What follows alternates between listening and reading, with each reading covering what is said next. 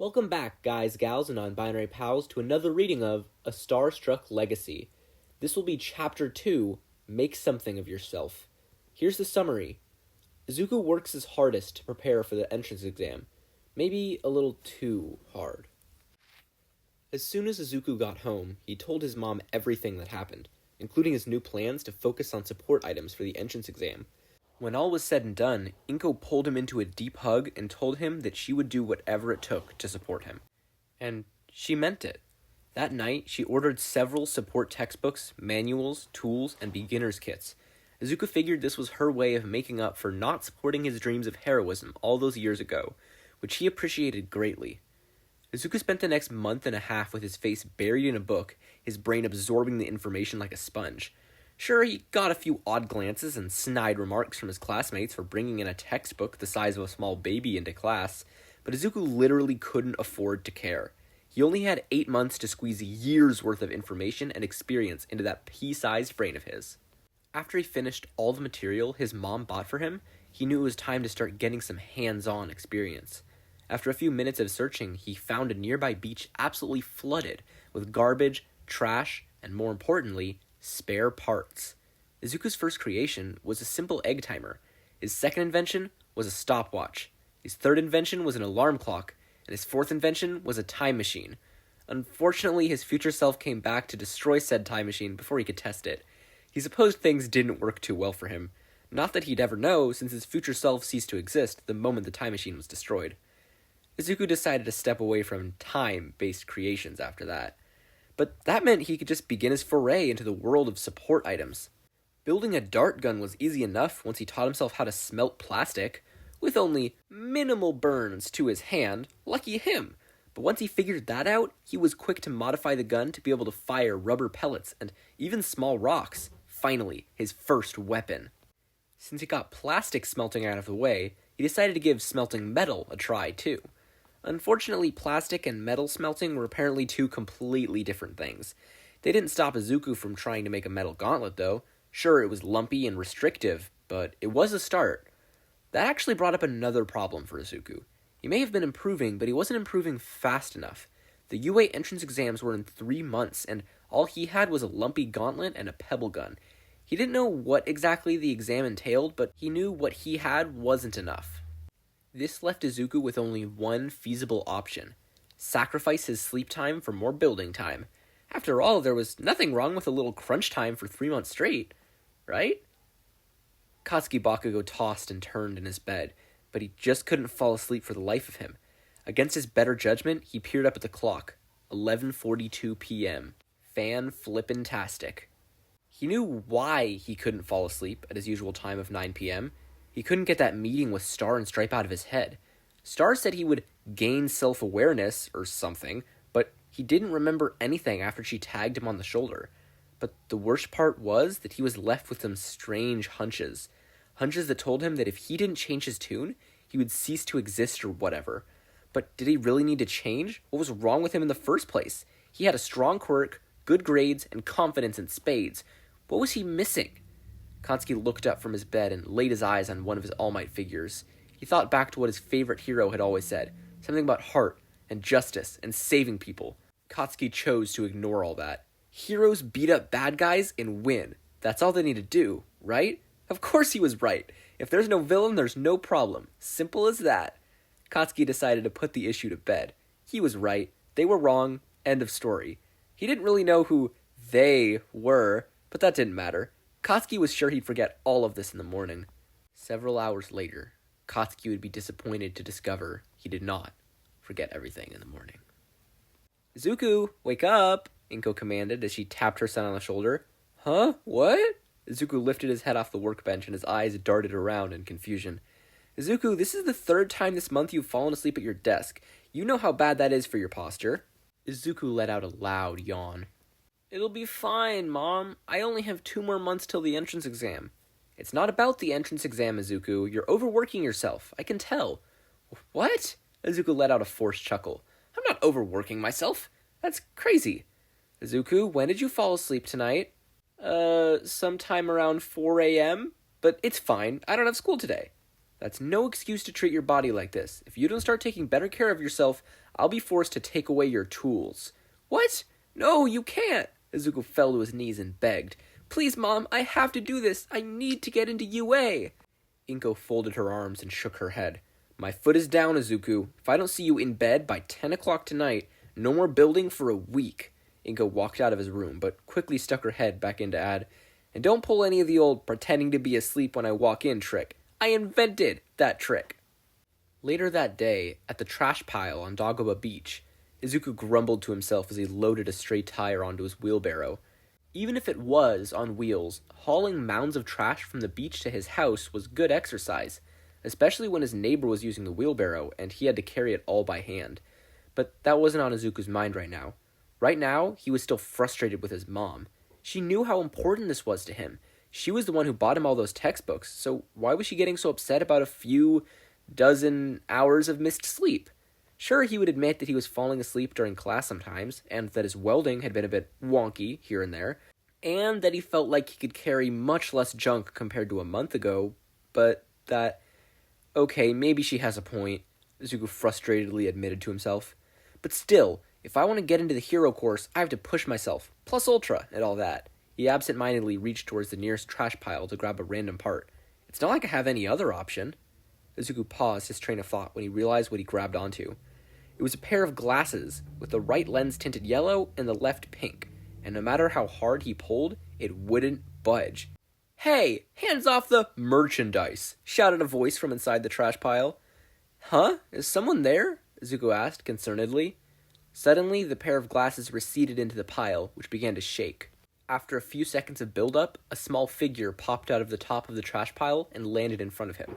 "Hey there, every people! It's me, Spamton G. Spamton, the best salesperson since Billy Mays here." Izuku eyed the tiny man up and down.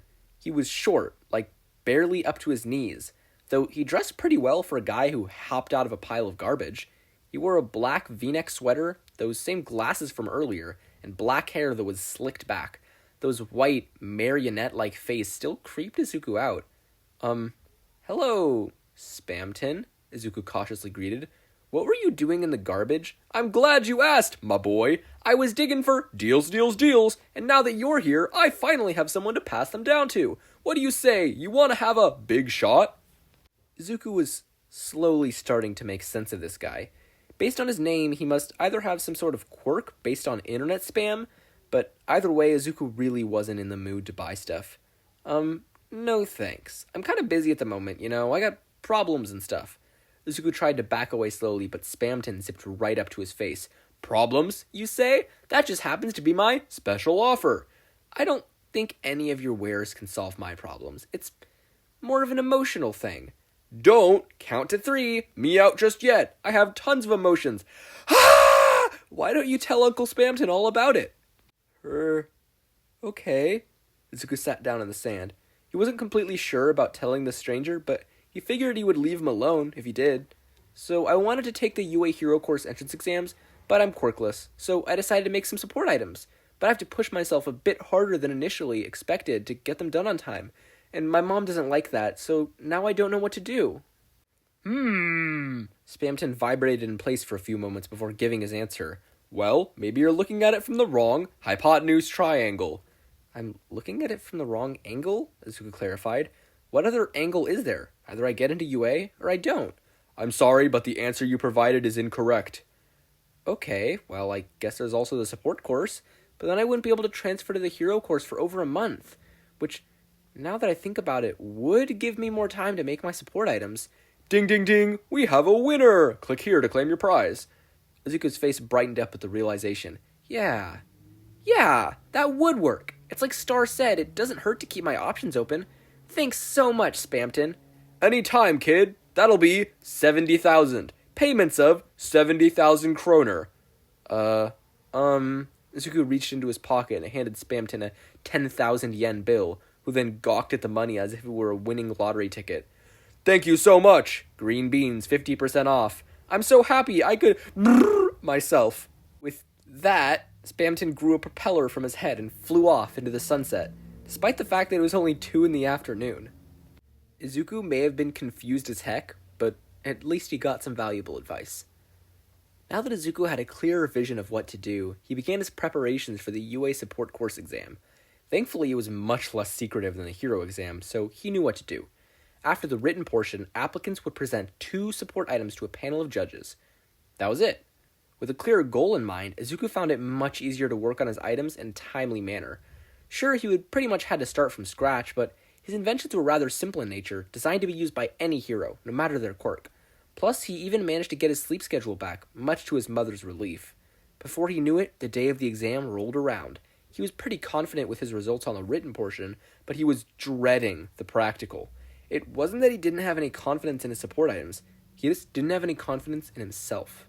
As Izuku sat in the testing rooms, waiting for his name to be called, he did his best to calm his nerves. Deep breath in, deep breath out.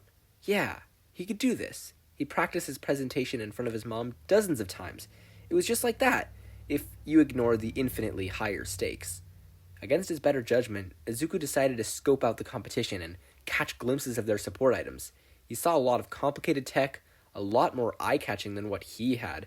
There were rockets, blasters, robots, giant weapons, and a million more items Izuku couldn't even begin to identify. Though perhaps the most interesting item to him was an orange and yellow skateboard with rocket thrusters in the back and a green sensor in the front.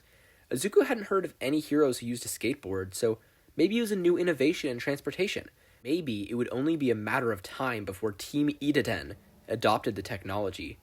Ah, great eye, Greenie. I see you know your stuff, said the skateboard's owner, a girl with pink dreadlocks and yellow eyes with crosshairs running through them. Oh, Carp, he'd said that out loud, hadn't he? You sure did, answered the inventor girl, who stuck out her hand as a greeting. Mei Hatsume, future CEO of Hatsume Industries. Izuku Midoriya. He shook her hand in return. Sorry about my muttering, your skateboard got me curious. As it should, it's one of my favorite babies. Izuku tilted his head. Babies? Oh, you mean your inventions? Duh, what kind of a self-respecting inventor wouldn't call their inventions babies? Izuku wanted to answer that question, but he knew he didn't have much self-respect, so he probably wouldn't know. I bet you're wondering what makes my skatemate number 8 so special, aren't you? At Izuku's nod, Mei continued.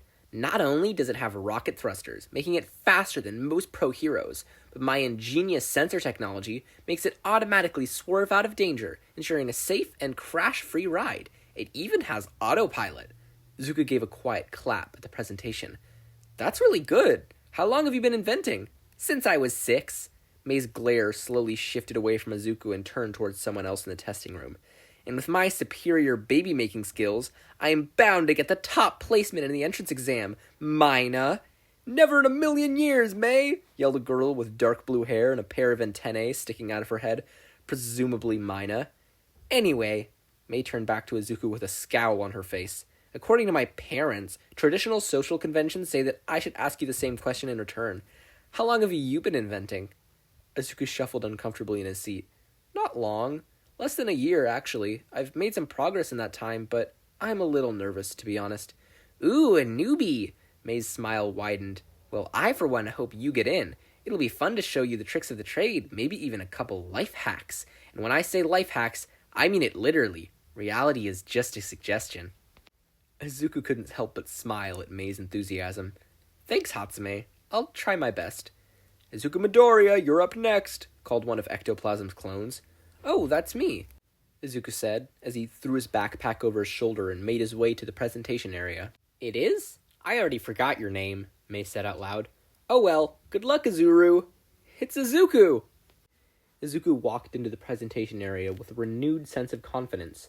Of course, his version of confidence still had him shaking in his boots, but he felt like he could at least give his pitch without tripping over his own words. It was all thanks to Mei. She was excited for him, to show him the ropes, to meet him at UA. There was no way he could let her down. When Izuku entered the testing room, he was met with Power Loader, Midnight, and another Ectoplasm clone, all sitting at a table. He couldn't read Power Loader's expression through the mask, and Ectoplasm still held the same grin, but he noticed Midnight held her signature sultry glare. It made him want to freeze up, but he couldn't. He wouldn't. Applicant number 89, Izuku Midoriya, you may now begin your presentation. Power Loader read off a paper. Right. Izuku reached into his bag and pulled out a pair of high-tech goggles. These are my all-purpose goggles. They provide all the Amenities a hero might need for espionage or infiltration, such as a built-in camera, night vision, infrared, microphone, and there's even a mirror to keep track of enemies behind you. When it was clear Izuku was done with that part of his presentation, Powerloader nodded. Alright, you can leave that on the table and present your second support item. Izuku complied and pulled out a large metal belt and strapped it around his midsection.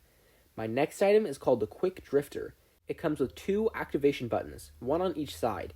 He showed off his pointer fingers, which each had a small button attached to a ring.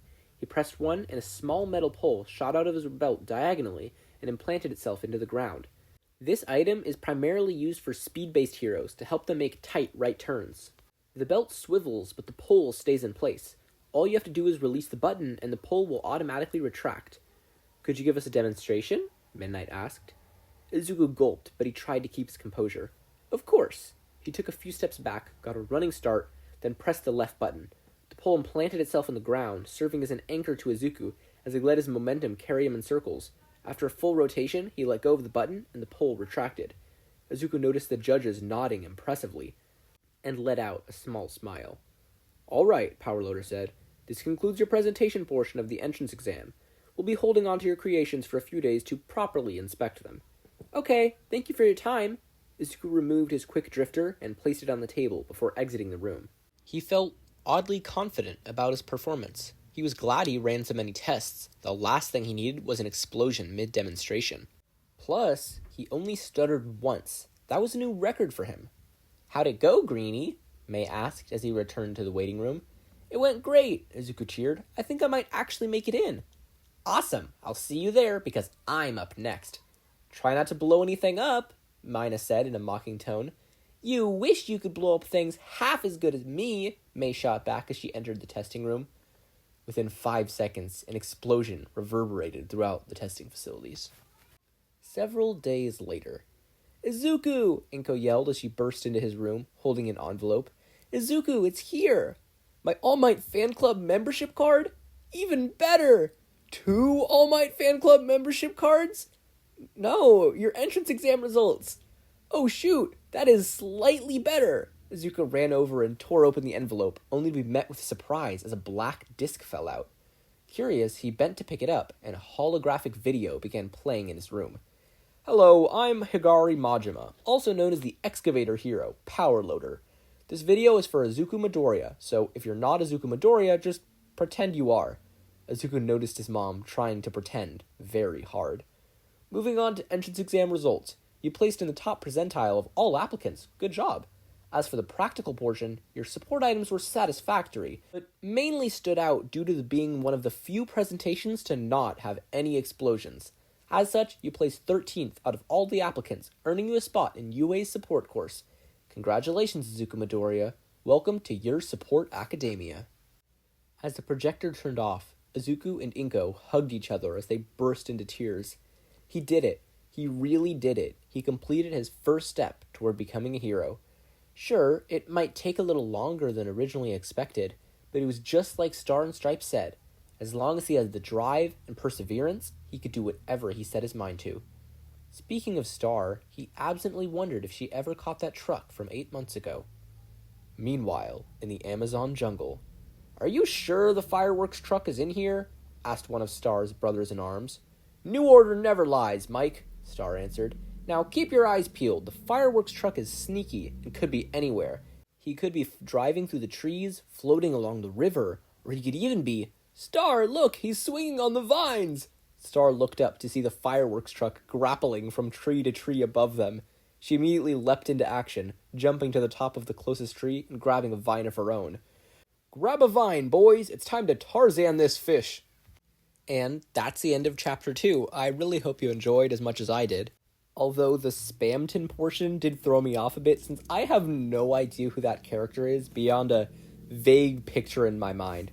So I hope I did him justice. There was a lot of weird formatting in there. I thought it was funny. Also, I would like to retract my earlier statement on Chapter 1 that there were only, I think, 12 chapters and the fic wasn't completed. It turns out I had downloaded an EPUB version of the fic like a year ago on my Kindle that I used to read all of this, so my information was totally off. It is actually completed. There are around 22 chapters, I believe, 100,000 words. I'll be continuing this fic for quite a while, and it will be completed in the end.